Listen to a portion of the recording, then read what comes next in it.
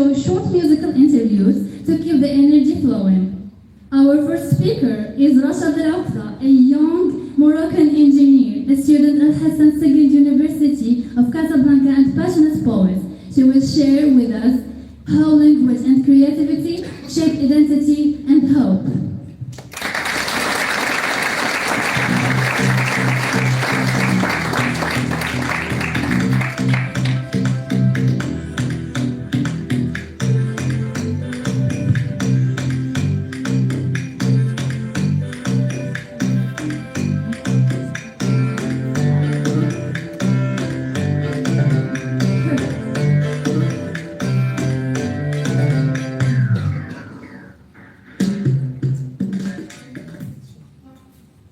Hello everyone.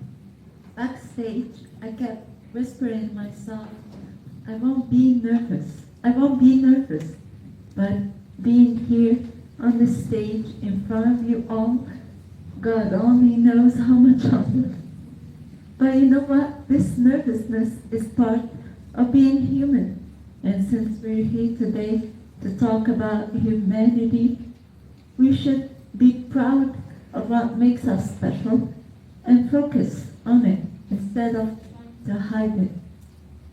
That's why, in front of you all, I'm nervous and I'm proud to be human. I'm nervous and I have feelings. That's why I care about making this talk special. Since I've been honest with you from the beginning, I have to admit one more thing. When I was first invited to come here and deliver this talk under the theme of humanity in the age of artificial intelligence, I kept thinking and wondering, great topic, but am I the right person for it? Because I don't live in humanity like everyone does. Forget about the wheelchair. I'm talking about something deeper. To me, reading and writing are essential parts in living a good humanity. And for many years, I didn't read and didn't write. Before judging me, it's not because I didn't want to, but because I wasn't capable of doing it. I I hate this word. I live with a disease called multiple sclerosis, which has left me dealing with severe visual impairment and difficult coordination problems. So, holding a book, seeing its content and turning its pages became impossible. But doesn't mean I had to give up on the joy of reading. I love reading. It's my source of knowledge. And I breathe writing, poetry. That's my soul, my life. So that's why I had to find a way. And thanks to the power of artificial intelligence, I'm happy to tell you that today I read and write just differently. To read, I listen. Vocal books became my way to stories, knowledge, and ideas. And to write, I use vocal recognition. So I recite, and the machine does the work, turning my voice into a written text. Simple as that. And through those new ways, I was able to find my canvas in this new world of mine where everything became different. I wasn't able to see normally anymore. I wasn't able to use things easily anymore. So in this new world, which became scary in a way, I needed a reliable campus, and my campus was artificial intelligence. So thanks to AI, I'm still able to read, write, and live my humanity in a different way, but it still works. So I have my new campus, and when I tell you that today, I'm gonna take you on a journey toward light, I need you to trust me because my compass is quite reliable. And don't be scared, we're not going to get lost. So we're going to start our journey toward light, where light will also be our acronym today, where each letter of the word a different station in our journey. So let's go. Put your seatbelts.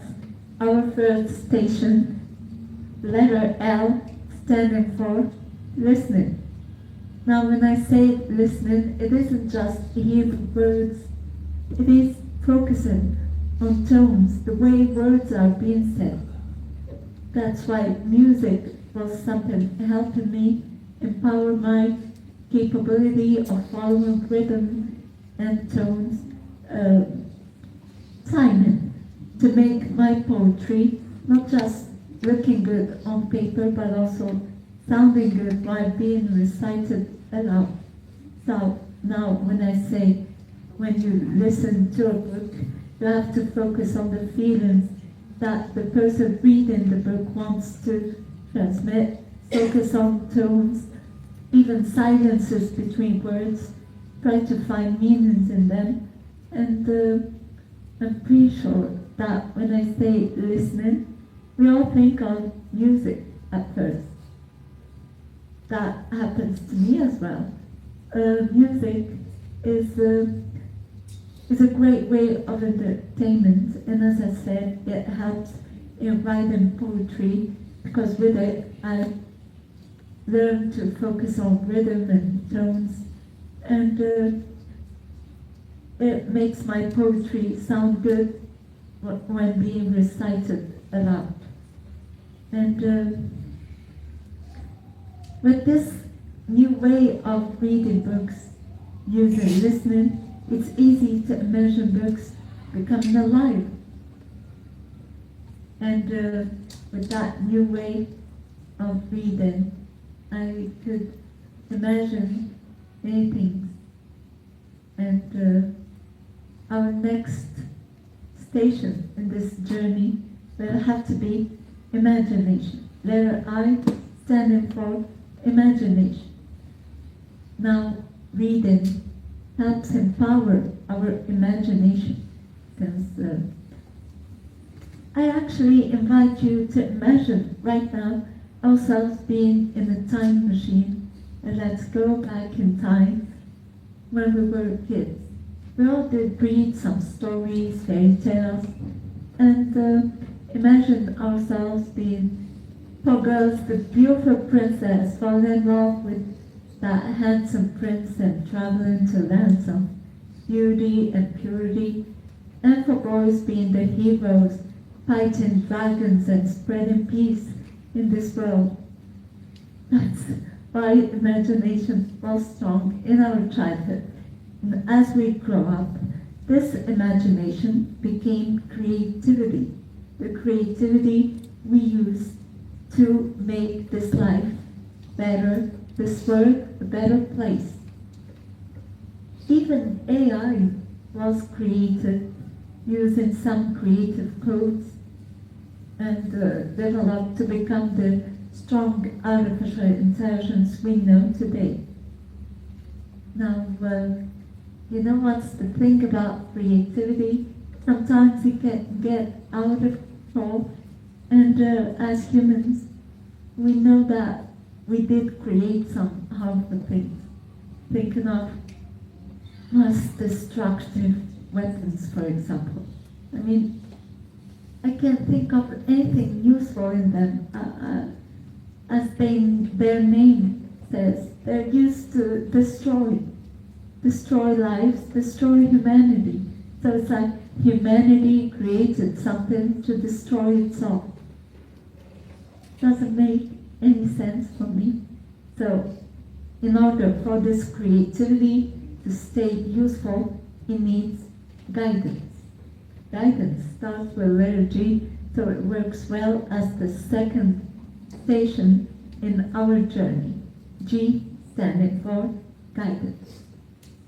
Books provide lots of guidance, and let's go back to our time machine.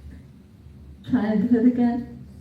Remember when we were kids, we all read something called Les Fables de La Fontaine, little pieces of poetry spreading beautiful messages, beautiful values in our life. I still remember one clearly called Le lièvre et la tortue. It starts like this. Rien ne sert de courir, il faut partir à point. What a beautiful message, teaching us perseverance. We all have to keep on trying to achieving our final desired goal. And I'm grateful that each one of us in this room has this special book in mind or poem that was a source of inspiration that guided him toward the right way to reach his goals. It was simply a source of hope. Hope starts with letter H, so it's the next station in our journey. Letter H standing for hope. Now, I have to say that hope is a very special word for me. If I had the chance to choose a name, I would call myself Hope. Sorry, Mom, I love my name, but hope means a lot to me. Thanks to hope, I was able to achieve my dreams, to keep going in this life after being diagnosed with something called multiple sclerosis, a scary disease. The easy way was to give up, but hope was always present, telling me that you never know, tomorrow may be better.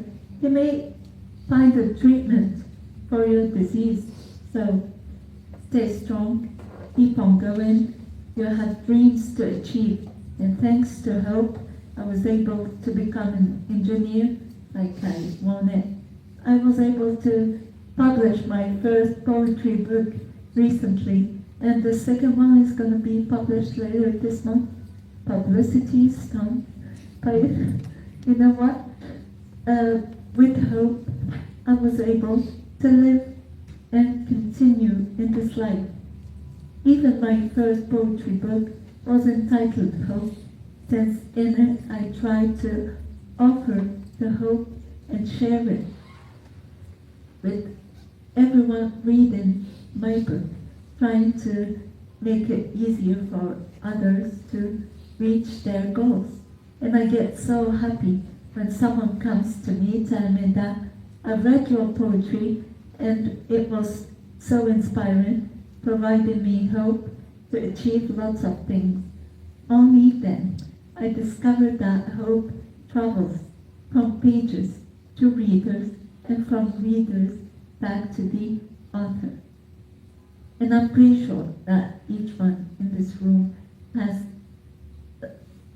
a special source of hope that keeps us all together, going and keeping on fighting in this life. Hope is then our treasure. Treasure starts with letter T, so it works as next station in our journey.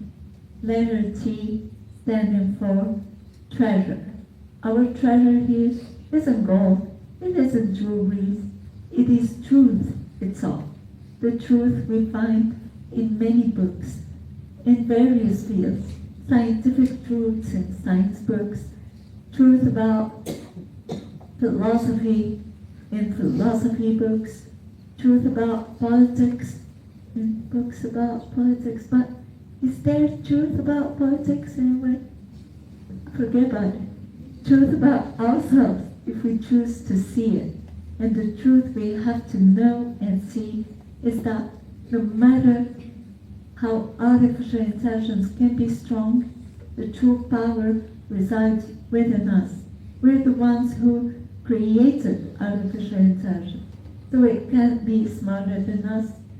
As long as we are creative and smart, then artificial intelligence, which is actually mimicking the way we think and the way we analyze, is going to stay strong. That's how I see it personally. Because we're not living in a science fiction movie where artificial intelligence is going to control everything and take over the world. Come on, we're still having the upper hand. We're still in power, in control. So let's believe in ourselves. We are humans. We have the power. We are the true treasure. And now that the word light is over, what a better way to end this talk than with some poetry, since it was all heartfelt and poetic in a way. I wish I had a mic in hand and say, boom, drop the mic. That would have been cool. But I can't do it. So let's finish it up with some poetry. Let us join to offer light. Let us join to offer light. Push our hearts to discover what's right. In every book, inspiration we find, guiding us toward true peace of mind. Each page a glimpse of hope, our treasure kept in the sealed envelope. Thank you very much.